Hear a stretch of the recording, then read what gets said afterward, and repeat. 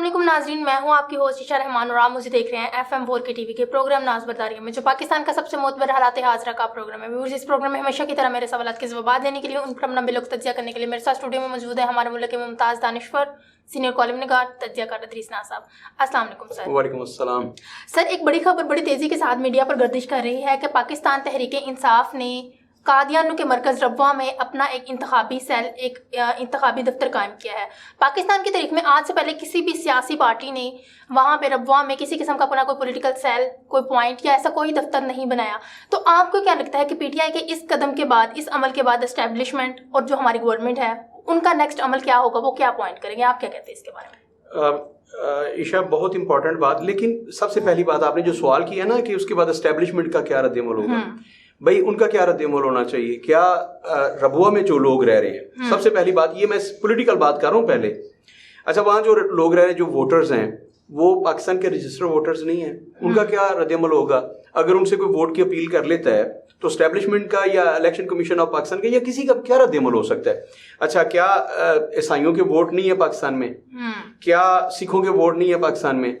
क्या हिंदुओं के वोट नहीं है, पारसियों के नहीं है? इसी तरह कादियानियों के भी वोट हैं, उन्हें अकलियत नहीं माना गया, ठीक है ना? आपको पता है, उन्हें गैर मुस्लिम करार दिया गया, उनकी कोई जो भी उनका स्टेटस था 1973 के आईन में वाजे कर दिया गया। उसके बाद वो पाकिस्तान के शहरी हैं जो यहाँ रह रहे हैं, तो पाकिस्तान के शहरी होने के नाते अगर उनसे वोट मांगा जाता है तो इसमें कोई कानूनी सुकम तो नहीं है। हाँ, एक बात है, चूंकि कादियानियों के बारे पाकिस्तान में बिलखुसूस पूरी उम्मत मुसलमान में एक अलग से जज्बात है उनके लिए, लेकिन पाकिस्तान में क्योंकि रबुआ जो है वो उनका मरकज है, यहाँ रबुआ उनकी सियासी सरगर्मियों का और मजहबी सरगर्मियों का बिलखुसूस ये उनका मरकज रहा। मिर्जा गुलाम अहमद कादियानी जो थे, उन्होंने यहाँ वक्त गुजारा। तो पाकिस्तान में रहने वाले जो लोग हैं, उनके जज्बात बहुत शदीद है उनके बारे में। एक बात तो ये, इमरान खान साहब को बिलखसूस इसका ख्याल रखना चाहिए था। पहले तो मैंने बता दिया कि इसमें कोई मुज़ायका नहीं है। अगर तहरीक इंसाफ वहां इंतखाबी दफ्तर कायम करके उनसे वोट मांग रही है तो इसमें अचंभे वाली कौन सी बात है? इसको इतना बड़ा इशू नहीं बनाना चाहिए था। एक पॉलिटिकल पार्टी है, उसको वोट चाहिए, तो या तो आप ये कदगन लगा दें कि कोई भी पॉलिटिकल पार्टी किसी भी गैर मुस्लिम से वोट नहीं ले सकती, तो फिर आप सिखों, पारसियों, ईसाइयों के लिए या दीगर जितने भी मज़ाहब के लोग हैं उनके लिए भी कवानीन बनाए कि भाई उनसे वोट मांग लिया और बड़ा गुनाह का काम किया है। ये मेरा पॉइंट ऑफ व्यू है पॉलिटिकल। अब दूसरी तरफ, जैसे मैंने कहा कि ये बड़ा सेंसिटिव इशू है, इमरान खान साहब पे बहुत सारे इल्जामात हैं।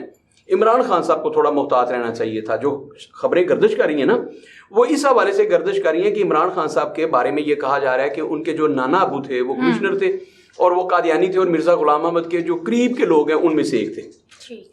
अब इमरान खान साहब का वहां इंतखाबी दफ्तर बना लेना, इसलिए लोगों को खटका। फौरी तौर पर लोग उस तरफ गए कि इमरान खान साहब के बारे में बहुत सारी मजहबी हवाले से, एक तो वो सल्लल्लाहु अलैहि वसल्लम उन्हें कहना ही नहीं आता, खातमुन नबीयीन उन्हें कहना नहीं आता, फिर उन्होंने आज तक अपनी तकरीरों में ला इलाहा इल्लल्लाह कहते हैं, वो मोहम्मद रसूलुल्लाह नहीं कहते। ये सारी चीजें मिला के, तो ये अगर सारी चीजें जमा कर ली जाएं तो जैसे मैंने कहा कि पॉलिटिकली तो इसका कोई है ही नहीं कि अगर उन्होंने दफ्तर बना लिया तो भाई कोई भी सियासी जमात, लेकिन आज से पहले किसी सियासी जमात में ऐसा कदम नहीं उठाया, वहां दफ्तर नहीं बनाया। इन्होंने बाकायदा इंतखाबी दफ्तर बनाया और उनसे वोट ले रहे हैं।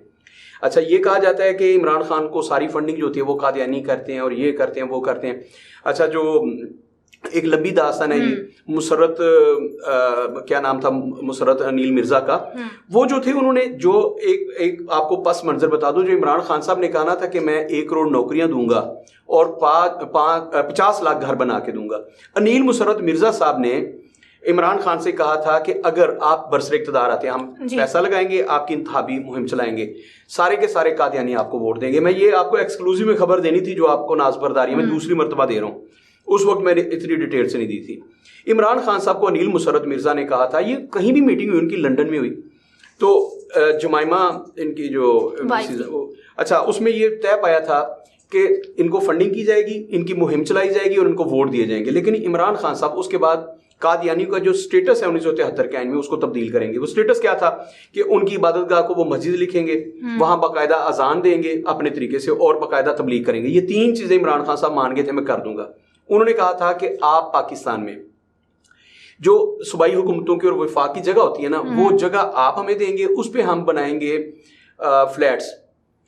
اس پہ پیسے لگائیں گے انیل مسرت مرزا, اور وہ پیسے انہوں نے کوئی احسان نہیں کرنا تھا, جگہ انہیں مفت میں مل جاتی حکومت کی طرف سے, اس پہ وہ فلیٹس بناتے اور وہ لوگوں کو دیتے اقساط پہ.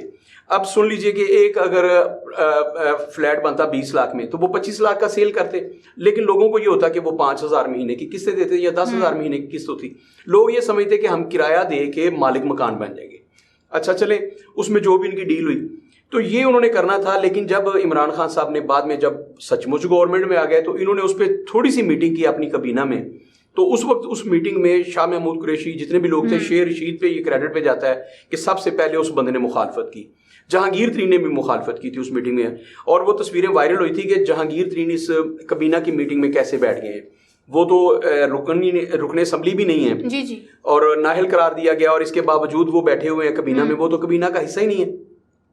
خیر وہ ایک الگ مسئلہ ہے. اس کابینہ کے جس میں عمران خان صاحب نے یہ بات رکھی کہ میں نے یہ 3 اگر چیزیں ہم کر دیں, ان کا سٹیٹس تبدیل کر دیں, تو وہ 50 لاکھ گھر جو ہیں وہ فوری طور پر شروع ہو جائیں گے جی. اور جو میں نے انتخابات میں وعدہ کیا تھا کہ پھر ہم 1 کروڑ نوکریاں دیں گے, جب 50 لاکھ گھر شروع ہو جائیں گے تو پھر مطلب آپ دیکھیے نا, ہر طرح کی نوکریاں کھل جائیں گی جی. وہاں سٹیل فکسر سے لے کر, الیکٹریشین سے لے کر, پلمبر سے لے کر, میسنز تک, انجینئرز تک, سپروائزر تک, کتنے لوگ ابلائج ہو جاتے ہیں. وہ 1 کروڑ نہیں, وہ کئی کروڑ ہو سکتے ہیں. لیکن کم از کم 50 لاکھ گھر بنانے کے لیے 1 کروڑ لوگ تو انگیج ہو جاتے ہیں. تو عمران خان صاحب نے کہا کہ وہ جو 50 لاکھ کا وعدہ ہے میرا گھر بنا کے دینے کا اور 1 کروڑ لوگوں کو نوکریاں دینے کا, وہ وعدہ جو ہوتا ہے وہ پایہ تکمیل کو پہنچ جائے گا. اس کے لیے ہم الگ سے ایک پروجیکٹ بنائیں گے. اس پروجیکٹ کے تحت ہم عارضی طور پر 3 4 5 سال کے لیے لوگوں کو نوکریاں دیں گے اور 50 لاکھ گھر بھی بن جائیں گے, جو میں نے وعدہ کیا تھا. اس پہ سب سے پہلے شیر رشید نے کہا, اس نے خان صاحب یہ نام دوبارہ آپ نے لینا بھی نہیں. اگر آپ نے 1973 کے آئین میں کسی قسم کی اس شک میں تبدیلی کی کوشش کی جو قادیانیوں سے متعلق ہے, تو ووٹ لینا تو بڑی دور کی بات ہے, آپ کے لیے پاکستان سے جان بچا کے جانا مشکل ہو جائے گا. اور آپ کو کسی نے باہر سے مارنے نہیں آنا, جیسے ہوا تھا نا سلمان تصیر صاحب جو گورنر پنجاب تھے, بالکل وہ حشر آپ کے ساتھ ہونا ہے. کسی آپ کے گن مین نہیں آپ کے ساتھ یہ واقعہ کر دینا, تو آپ نے دوبارہ سے یہ کرنا نہیں. اچھا وہ بات وہی ٹھپ ہوگی, نہ پھر 50 لاکھ گھر شروع ہوئے, نہ وہ 1 کروڑ نوکریاں جو عمران خان صاحب کے لیے ایک بہت بڑے, سمجھ لینا کہ وہ ایک بنا ہوا ہے نا, گلے کی پھانس بنی ہوئی ہے کہ آپ نہ اسے تھوک سکتے ہیں نا کیا کریں. وہ 50 لاکھ گھر کہاں گئے اور 1 کروڑ نوکریاں گئے؟ بھائی وہ تو دینی تھی انیل مسرت مرزا نے. انیل مسرت مرزا جو ہیں وہ قادیانی ہیں, عمران خان صاحب کے بہت قریبی ہیں. یہ ساری باتیں پہلے سے عمران خان صاحب کے ساتھ جڑی ہوئی تھیں, ان کے نانا سے لے کر انیل مسرت مرزا تک, جمائمہ تک, یہ ساری باتیں تھیں عمران خان صاحب کے ساتھ. لوگ انہیں قادیانیوں کا ایجنٹ, اور بعض نے تو انہیں ڈائریکٹ قادیانی کہہ دیا عمران خان صاحب کو. عمران خان صاحب کو اس سے محتاط رہنا چاہیے تھا. کہ میں نے پہلے کہا اپنی گفتگو کے آغاز میں کہ بھائی یہ پولیٹیکلی آپ ان کا ووٹ لے رہے ہیں تو اس میں برا کیا کر رہے ہیں؟ اس میں کوئی برائی نہیں ہے نا. پولیٹیکلی کیا برائی ہے اس میں کہ آپ سکھوں سے ووٹ لے لیتے ہیں, آپ عیسائیوں سے ووٹ لے لیتے ہیں, آپ پارسیوں سے ووٹ لے لیتے ہیں, آپ کسی سے بھی لے لیتے ہیں. تو قادیانیوں سے ووٹ لیتے نہیں ہیں پہلے, ان کے لیے ووٹ ہے, پہلے سے ووٹ ہے ان کا. تو اگر کوئی ان سے اپیل کر دے, جا کے کمپین کرے, ان کے گھر میں جا کے کمپین کرے, جا مجھے ووٹ دیجیے گا, یا تو ووٹ مسترد کر دیں, ووٹ مسترد کر دیں. اب دیکھیے 75,000 لوگ وہاں آباد ہیں اور 3,000 عیسائی ہیں وہاں آباد. تو جہاں 75,000 لوگ ہیں اور 3,000 عیسائی, یعنی کہ سمجھ لیجئے کہ یہ کوئی 80,000 کے قریب لوگ ہیں. جہاں 80,000 لوگ ہیں تو اس کا مطلب 25-30,000 ووٹ بھی ہوں گے. ان میں بچوں کے اور کچھ لوگوں کے نکال دینا ووٹ جو 18 سال سے کم لوگ ہیں. شناختی کارڈ تو سب کے بنے ہوئے, وہ بڑی اویئرڈ قوم ہے, انہوں نے خود کو رجسٹرڈ کروایا. یہ ہم لوگوں میں ہے کہ ہم شناختی کارڈ نہیں بنواتے. ہمارے آج بھی کوئی 10-15-20% لوگ ہیں جن کے آج سرے سے آئی ڈی کارڈ نہیں بنے. لیکن ایک بھی ایسا قادیانی نہیں ہوگا جس کا شناختی کارڈ نہیں ہے, جو رجسٹرڈ نہیں ہے. تو میرے خیال میں وہاں اگر 80,000 کی آبادی ہے تو میرے خیال میں تو 40,000 کے ووٹس ہوں گے. اچھا چلیں 20-25,000 بھی ہوں, تو 20-25,000 ووٹ جو ہے ایک حلقے میں, ایم پی اے کا ایک حلقہ بن جاتا ہے. تو کیا وہ مطلب یوں سمجھ لے کہ وہ تو پاسا پلٹ دے اپنے حلقے کا, جس کو وہ 20-25,000 لوگ ووٹ ڈال دیں, وہ تو بندہ مطلب جیتا پڑا ہے نا. تو جن لوگوں نے یہ پلاننگ کی کہ 20-25,000 ووٹ ہیں ایک طرف, آپ وہاں پہ انتخابی کیمپ بنا دیں, وہاں انتخابی دفتر بنا دیں اور جا کے ان سے اپیل کریں کہ ہمیں ووٹ دیں, تو یہ تو پکی بات ہے 20-25,000 ووٹ سرے پہ پڑے ہوئے ہیں. میں نے کم از کم 20-25,000 ووٹ کہا, کیونکہ 70,000 ان کی آبادی ہے اور 3,000 وہاں پہ کرسچنز ہیں. تو یہ کل ملا کے کوئی 80,000 کے قریب آبادی بنتی ہے اور کم از کم 20 سے 25,000 ووٹس بنتے ہیں. تو جس بندے نے بھی یہ پلاننگ کی اس کی سیاسی پلاننگ تو کمال کیا, پولیٹیکل پلاننگ اس میں کوئی شبہ نہیں ہے. لیکن عمران خان صاحب کو میں دوبارہ وہاں آتا ہوں کہ بہت محتاط رہنا چاہیے تھا. آپ کو یاد ہے, اب یہ بات کرنے والی نہیں تھی جو میں کرنے جا رہا ہوں. جب آئے نا ہمارے جنرل قمر جاوید باجوہ صاحب, تو ان کے ساتھ بھی یہی بات جڑی ہوئی تھی. لوگوں نے کہا جی کہ وہ تو قادیانی ہیں, یہ ہیں, وہ ہیں. تو انہوں نے وہ ایک فوج کے سپاہ سالار تھے اور پورے پاکستان کے سپاہ سالار تھے. جنرل قمر جاوید باجوہ کے کانوں میں یہ بات پڑ گئی کہ میرے بارے میں سوشل میڈیا پہ یہ پروپیگنڈا ہو رہا ہے. انہوں نے فوری طور پر اپنے گھر میں محفل میلاد رکھ لی, ثاقب رضا مصطفی صاحب کو بلا لیا. اب بھائی اپنے گھر میں محفل میلاد کون رکھے گا؟ سیرت النبی کانفرنس کون رکھے گا؟ وہاں ذکر رسول کیسے ہوگا؟ وہی رکھے گا نا جو مسلمان ہے. جی بالکل. اچھا, انہوں نے فوری طور پر اپنے گھر میں محفل میلاد رکھی, وہاں ثنا خوانی ہوئی رسالت مآب صلی اللہ علیہ وسلم کی. تو جس کے گھر میں ثنا خوانی ہو جائے اس کے بارے میں پھر پروپیگنڈا دم توڑ دیتا ہے. تو یہ قمر جاوید باجوہ صاحب نے کیا, انہوں نے کہا کہ میرے بارے میں ایسا پروپیگنڈا ہو رہا ہے. اور آپ کو پتہ ہے نا ان کے بیٹے کا جب نکاح ہوا تو انہوں نے ثاقب رضا مصطفی صاحب کو بلایا اور انہوں نے نکاح پڑھایا تھا. تو انہوں نے اپنی مذہب کے ساتھ وابستگی, رسالت مآب صلی اللہ علیہ وآلہ وسلم کے ساتھ وابستگی قمر جاوید باجوہ صاحب نے ثابت کی, پروو کیا. اب کوئی بندہ ان کے بارے میں یہ پروپیگنڈا نہیں کر سکتا کہ قمر جاوید باجوہ صاحب ہیں, وہ غیر مسلم ہیں, یہ قادیانی ہیں. بھائی وہ پکے اور سچے عاشق رسول ہیں, اور جیسے میں اور آپ ہم مسلمان ہیں ویسے وہ بھی مسلمان ہیں. عمران خان صاحب پر جب یہ ایلیگیشنز آتے ہیں تو بھائی اس میں کوئی حرج ہے کہ عمران خان صاحب اس کو پروو کریں؟ انہیں بھی چاہیے تھا نا کہ جی بالکل ایسے کرتے, اور اس میں ان کے بچے بھی بیٹھے ہوتے. میں مشورہ دوں گا کہ عمران خان صاحب کو فوری طور پر یہ کام کرنا چاہیے. وہ ایک محفل میلاد میں اپنے بچوں کو, قاسم وغیرہ کو اپنے ساتھ بٹھا لیں, اس میں کیا حرج ہے؟ عمران خان صاحب میرے نزدیک تو پکے اور سچے مسلمان ہیں, مسلمانوں کے ترجمان نہیں ہیں, وہ خود بھی بہت بڑے مسلمان ہیں. ان کے ایمان پہ مجھے تو کوئی شک نہیں ہے. لیکن یہ جو افواہیں ہیں کہ وہ لا الہ الا اللہ محمد رسول اللہ نہیں کہتے, وہ صرف لا الہ الا اللہ کہتے ہیں, وہ خاتم النبیین نہیں کہہ سکتے, وہ صلی اللہ علیہ وآلہ وسلم, انہیں درود بھیجنا نہیں آتا. تو بھائی ان افواہوں کا میں نے تو نہیں اڑائی ہے, نہ میں یہ کہہ رہا ہوں, ساری قوم جانتی ہے انہیں خاتم النبیین کہنا نہیں آیا تھا جب وہ حلف لے رہے تھے. ساری دنیا جانتی ہے کہ وہ آج بھی صلی اللہ علیہ وآلہ وسلم نہیں کہتے. گجرانوالہ کا جلسہ ہوا ہے پرسوں, اس میں انہوں نے کہا کہ میں آپ کو سیرت نبوی سے آپ کو جان چھڑا دوں گا, میں چاہتا ہوں کہ آپ کو سے. تو یہ جو چیزیں ہوتی ہیں یہ ہو جاتی ہیں ان سے. میں نہیں کہتا کہ وہ قصدن کرتے ہیں, ممکن ہے انسان کی زبان ہے لڑک جاتی ہے. میں تو رعایتی نمبر دینے کا عادی ہوں, جوش خطابت میں ہو گیا, ان کو نہیں پتا چلا, اچھا انہوں نے کر دیا. لیکن عمران خان صاحب یہ ساری چیزیں جمع ہو کے آپ کے ارد گرد کیوں اکٹھی ہو گئی ہیں؟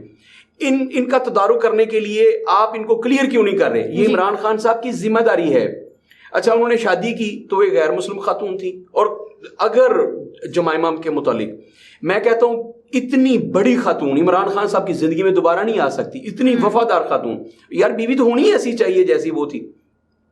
تو عمران خان صاحب کی زندگی میں بہت ساری کامیابی ہیں, بہت ساری چیزیں ہیں. مطلب اس سے بڑی کامیابی کیا ہو سکتی ہے کہ وہ پاکستان میں آج بھی حکومت کر رہے ہیں. وہ خود تو اسمبلی سے چلے گئے. میں ابھی ایک میٹنگ میں بیٹھا تھا, وہاں بات ہو رہی تھی کہ پاکستان کے جو وزرائے اعظم ہوئے ہیں, عمران خان سب سے زیادہ خوش قسمت وزیر اعظم ہے. آپ سنیے نا, سابق وزیر اعظم کو یہ پروٹوکول ہوتا ہے کسی وزیر اعظم کو. آپ دیکھیے شاہد خاقان عباسی کیا ہیں, سابق پرائم منسٹر ہیں. یوسف رضا گیلانی کیا ہیں, سابق پرائم منسٹر ہیں. وہ راجہ پرویز اشرف کیا ہیں, سابق پرائم منسٹر ہیں. کافلی کے وہ جو تھے ہمارے صحافی دوست بھی ہیں, وہ کیا ہیں, سابق. بھائی 2 درجن تو سابق وزرائے اعظم اس ملک میں گھوم رہے ہیں. کسی کے ساتھ یہ پروٹوکول ہے؟ عمران خان کے ساتھ وہ پروٹوکول ہے. وہ اس وقت رکنے قومی اسمبلی بھی نہیں ہے, صوبائی اسمبلی بھی نہیں ہے, وہ سینیٹر بھی نہیں ہے. لیکن جو پروٹوکول ان کے پاس ہے وہ امریکہ کے صدر کے پاس بھی نہیں ہے. آپ کے موجودہ پرائم منسٹر کے پاس وہ پروٹوکول نہیں ہے. وہ جہاں جاتے ہیں ان کے ساتھ اتنا پروٹوکول ہوتا ہے. سرکاری پروٹوکول کی بات کر رہا ہوں, جو ان کا اپنا ہے اس کی نہیں بات کر رہا. تو بھائی پاکستان کا سب سے خوش قسمت شخص اور آج پاکستان کا سب سے پاپولر لیڈر, یہ اسلامی جمہوریہ پاکستان کا پاپولر لیڈر ہے. تو عمران خان صاحب کے لیے میرا مشورہ ہے کہ عمران خان صاحب, آپ یہ جو خبریں آپ کے ساتھ جڑی ہوئی ہیں, قادیانی ہونا, قادیانیوں کے قریب ہونا, قادیانیوں کا ایجنٹ ہونا, یہ ساری چیزیں آپ کے ساتھ جڑی ہیں.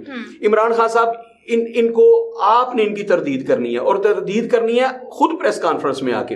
اور بہترین طریقہ کیا ہے کہ آپ جنرل قمر جاوید باجوہ کا تتبع کریں. آپ بنی گالہ میں رکھیں سیرت کانفرنس, آپ وہاں محفل میلاد رکھیں. ربیع الاول آ رہا ہے نا, 15 دن کے بعد ربیع الاول ہے, تو آپ استقبال ربیع الاول کے لیے یا ربیع الاول شریف میں اس مہینے میں آپ رکھیں اپنے گھر میں میلاد. اور اس میں پاکستان کے جو بڑے لوگ ہیں, آپ کے علماء مشائخ ونگ ہے آپ کا, آپ وہ بڑے لوگ بلائیں, وہاں پہ ان سے نعتیں سنیں, اور وہاں پہ کسی جیسے قمر جاوید باجوہ صاحب نے ثاقب رضا مصطفی صاحب کا خطاب کروایا, آپ بھی کسی بڑے عالم دین کا, آپ کی طارق جمیل صاحب سے بڑی قریبی تعلق ہے, وہاں مولانا طارق جمیل صاحب کو بلا لیں.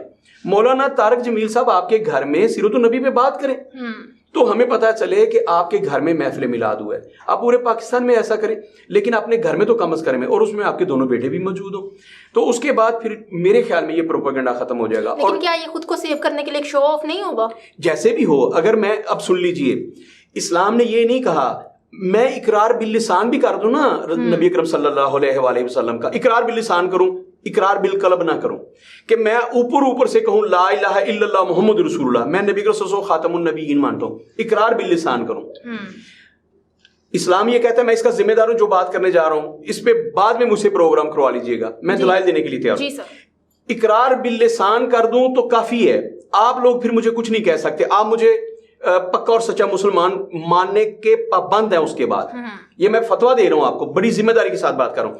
اچھا میں نے اقرار بالقلب نہیں کیا, میرے دل میں نبی صلی اللہ علیہ وسلم کی محبت نہیں ہے, نعوذ باللہ, میں ان کو آخری نبی نہیں مانتا, میرے دل میں کدورت ہو, لیکن میں اقرار باللسان کر لوں, تو یہ منافقت تو ہے, لیکن آپ پھر مجھے کافر نہیں کہہ سکیں گے. یہ رسول اللہ صلی اللہ علیہ وسلم نے فرمایا ہے, یہ کائنات کے سب سے بڑے مفتی کا فتویٰ ہے. رسول اللہ نے کہہ دیا, جنہیں اس بات کا یقین نہیں ہے وہ سورہ منافقون کی آیت نمبر 7 اور 8 کا پہلے ترجمہ پڑھے, پہلے آیت پڑھے, پھر اس کا ترجمہ پڑھے, اور پھر اس کی تشریح کرے.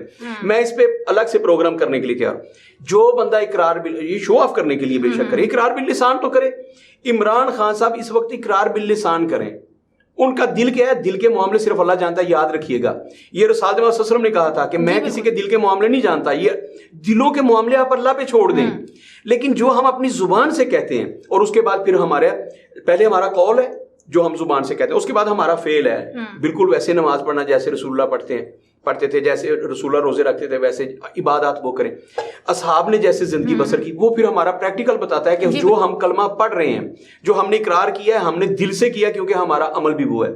اچھا میں سب سے پہلے اقرار باللسان کی بات کر رہا ہوں, کہ عمران صاحب کا جو قول ہے وہاں سے ہمیں نظر آنا چاہیے کہ ان پہ جو ایلیگیشن ہیں وہ سارے کے سارے غلط ہیں. اور عشاء پھر میں پروگرام کے آخر میں پھر کہہ دوں کہ یہ جو سوشل میڈیا پہ خبر گردش کر رہی ہے ربوہ میں دفتر بنائے جانے والے کی, میں پہلے آپ کو کہہ چکا ہوں کہ جنہوں نے میری پوری گفتگو سنی ہے انہیں سمجھ آ گئی ہوگی. جنہوں نے صرف ایک جملہ پہلا سن لی ہے وہ حتمی رائے نہیں قائم کریں. پولیٹیکلی کسی بھی پاکستان کے شہری سے ووٹ مانگنا کوئی گناہ کا کام نہیں ہے. آپ کی جمہوریت ہے, آپ کی جمہوریت, میں جمہوریت کا قائل نہیں ہوں بھائی, آپ کی جمہوریت نے, آپ کے سسٹم نے قادیانیوں کو یہ حق دیا ہے کہ وہ ووٹ ڈالیں, اور جب ان کو ووٹ ڈالنے کا آپ نے حق دیا ہے تو پھر کوئی بھی کینڈیڈیٹ ان سے ووٹ مانگ سکتا ہے, اس میں کون سی بڑی بات ہے. خیر عمران خان صاحب کے لیے میری تجویز مختلف ہے کہ وہ ووٹ ضرور مانگے, لیکن اس سے پہلے پروو کریں کہ جو مجھ پہ الزامات لگے ہیں وہ سارے کے سارے گھٹیا اور غلط ہیں. جی ناظرین, آپ نے ہمارے سینئر تجزیہ کار کی گفتگو سنی, امید ہے آپ کو آپ کے بہت سے سوالات کے جوابات مل گئے ہوں گے. اسی کے ساتھ اپنی میزبانی شاہ رحمان کو اجازت دیجیے. اللہ حافظ.